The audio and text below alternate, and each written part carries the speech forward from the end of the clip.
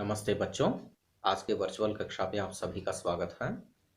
हम लोग मीरा के पद पाठ को पढ़ रहे थे। दो पद हम लोगों ने पूरा किया और आगे की पंक्तियों को देखते हैं। मीरा के पद जैसा कि मैंने आपको बताया था कि मीरा कृष्ण भक्त कवयित्री थी और वह अपने पारिवारिक दुखों से बहुत परेशान हो गई थी, इसलिए इस संसार से विरक्त हो गई थी और वृंदावन में जाकर रहने लगी और पूरी तरह से कृष्ण भक्ति को समर्पित कर कर दिया अपने आप को। तो हम आगे चलते हैं, आगे की पंक्तियों को देखते हैं।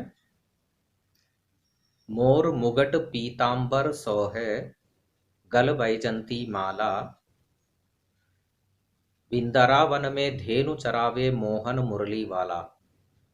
ऊंचा ऊंचा महल बनवा, बिच बिच राखूं बारी, सावरियारा दर्शन पास्यूं पहर कुसुम्बी साड़ी। आधी रात प्रभु दर्शन दीजो जमुना जी तीरा, मीरा रा प्रभु गिरधर नागर, हिवड़ो घनो अधीरा। तो ये आगे की पंक्तियां है। तो पहले की दो पंक्तियों के बारे में देखते हैं जिसमें मीरा ने कृष्ण के रूप सौंदर्य का वर्णन किया था। देखिए वो पंक्तियां इस प्रकार है। फिर से मैंने आपको पहले ही बताया था कि मीरा के पदों की भाषा ब्रज है। ब्रज हिंदी का पुराना रूप है और आज हम जिस हिंदी में आपस में संप्रेषण करते हैं, आपस में विचारों का विनिमय करते हैं, आदान प्रदान करते हैं, मतलब मैं कहता हूँ, आप सुनते हैं और समझते हैं और आपकी बातों को हम समझते हैं। तो जिस हिंदी में ये सब वार्तालाप होता है उसका रूप है खड़ी बोली हिंदी। लेकिन ब्रज हिंदी का पुराना रूप है। मीरा के पदों में ब्रज भाषा पाई जाती है। तो कृष्ण के रूप सौंदर्य का वर्णन इस प्रकार करती है मीरा। मोर मुगट पीतांबर सोहे, गल वैजंती माला, बिंदरावन में धेनु चरावे मोहन मुरली वाला।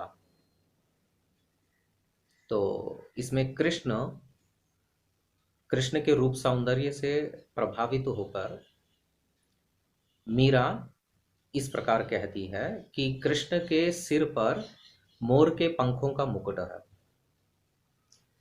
तो कृष्ण के सिर के ऊपर मुकुट है और वह मोर के पंखों से बना हुआ मुकुट है और शरीर पर पीले वस्त्र है। पीतांबर सौ है, तो पीले वस्त्र धारण करके कृष्ण बहुत सुंदर दिखाई देते हैं। गल वैजंती माला, गल मतलब गले में, वैजंती माला मतलब, वैजंती मतलब वन के फूलों को कहते हैं। तो वन में जो फूल प्राप्त होते हैं उससे माला बनाई जाती है, तो उसको वैजंती माला कहते हैं। तो कृष्ण के गले में वैजंती माला बहुत सुंदर दिखाई देती है और इस रूप में, इस वेशभूषा में कृष्ण बिंदरावन में धेनु चरावे। बिंदरावन मतलब वृंदावन को कहते हैं, धेनु मतलब गायों को कहते हैं। तो वृंदावन में गायों को चराते हैं कृष्ण। किस वेशभूषा में कृष्ण गायों को चराने जाते थे? सिर पर मोर के पंखों का मुकुट है, शरीर पर पीले वस्त्र बहुत सुंदर सुशोभित है और गले में वैजंती माला है, वन के फूलों से बनी हुई माला। इस वेश धारण करके, इस वेशभूषा में कृष्ण वृंदावन में गायों को चराते थे। मोहन मुरली वाला, तो कृष्ण को मुरलीधर भी कहते हैं क्योंकि हमेशा उनके हाथ में मुरली होती थी, तो इसलिए कृष्ण को मुरलीधर भी कहा जाता है, उनके हाथ में मुरली होती है। तो इस प्रकार मीरा कृष्ण के रूप सौंदर्य का वर्णन करती है और आगे चलते हैं, आगे की पंक्तियों को देखते हैं जो इस प्रकार है। ऊंचा ऊंचा महल बनावा, बिच बिच राखूं बारी। तो अब आगे मीरा कहती है कि वृंदावन में ऊंचे ऊंचे महल है, बड़ी बड़ी इमारतें हैं, गगनचुंबी इमारतें जिनको कहते हैं, जो आकाश को चूमते हैं।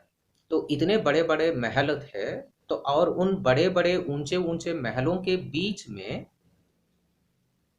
बिच बिच राखूं बारी, वह कहती है कि मैं वृंदावन में रहूंगी, और वृंदावन में करके वह क्या करना चाहती है, वहां के ऊंचे ऊंचे महलों के बीच में वह फुलवारी बाग बगीचे लगाना चाहती है। बारी मतलब वो बाग बगीचों को फुलवारी को कहते हैं। तो ऊंचा ऊंचा महल बनावा बिच बिच राखूं बारी, तो ऊंचे ऊंचे बड़े बड़े महलों के बीच में वह बाग बगीचे बनाना चाहती है। सावर यारा दर्शन पास्यों पहर कुसुम्बी साड़ी,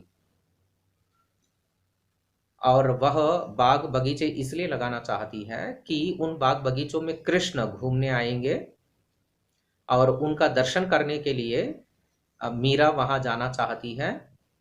और क्या परिधान में जाना चाहती है, क्या कपड़े पहन करके जाती है कि पहर कुसुम्बी साड़ी, पहर मतलब पहनना, कुसुम्बी मतलब केसरिया रंग को कहते हैं, सैफरन कलर, साड़ी मतलब साड़ी। तो वह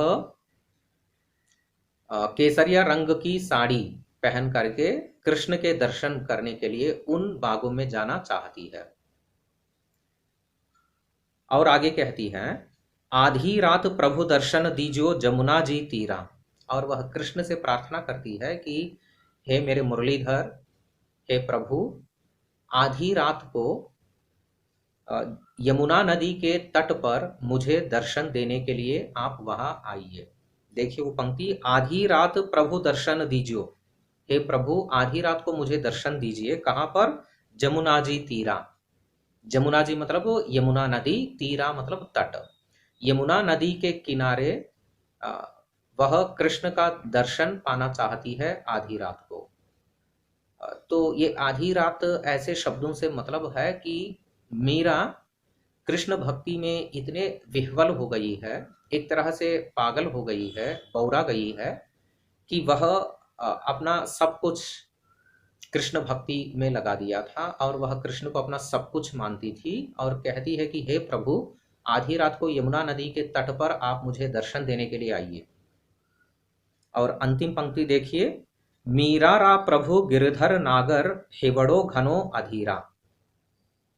हिवड़ो मतलब हृदय में, घनो अधीरा, घनो मतलब बहुत, जिसे कहते हैं कि जो बहुत दिनों की गहरी, अधीरा है बेचैनी है, घनो मतलब बहुत।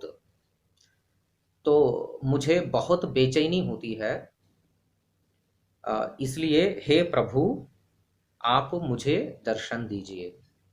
तो इस प्रकार मीरा अपने पदों में कृष्ण भक्ति को सुंदर ढंग से अ, मीरा ने प्रस्तुत किया था। वह कृष्ण का दर्शन पाना चाहती है, वह इसी में मुक्ति पाना चाहती है, अपने जीवन का समाप्त अंत करना चाहती है। उसके लिए कृष्ण ही सब कुछ था। और मीरा के भजन भारत भर में बहुत प्रसिद्ध है। छात्रों आप भी कोशिश कीजिए, यदि मीरा के भजन आप सुन सकते हो तो सुनिएगा। तो इसी के साथ यह पाठ समाप्त होता है, और आपके लिए गृह कार्य है, होमवर्क, कि ये मीरा के पदों को पढ़ेंगे। कल भी मैंने दिया था, और पढ़ने के बाद एक दो बार पढ़िए, और समझने की कोशिश कीजिए मीरा के पदों को। उसके बाद आप अपने फेयर नोट्स में शब्दार्थ कॉपी कीजिएगा। धन्यवाद छात्रों, फिर अगली कक्षा में मिलते हैं।